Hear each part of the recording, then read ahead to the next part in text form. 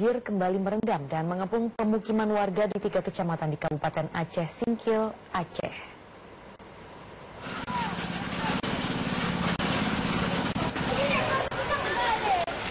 Hujan yang mengguyur Kabupaten Aceh Singkil dalam 2 hari terakhir menyebabkan sejumlah wilayah di Kecamatan Singkil, Gunung Meriah, dan Simpang Kanan di Kabupaten Aceh Singkil kembali terendam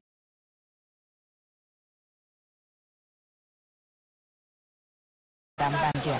Tingginya curah hujan menyebabkan sungai Lai Cinandang dan Lai Soraya meluap hingga mengakibatkan banjir setinggi 2 meter dan merendam serta mengepung pemukiman warga di 23 desa.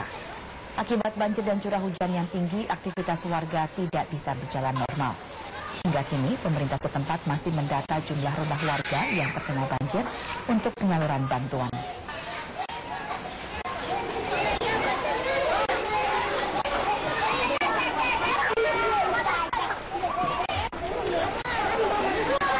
Sementara itu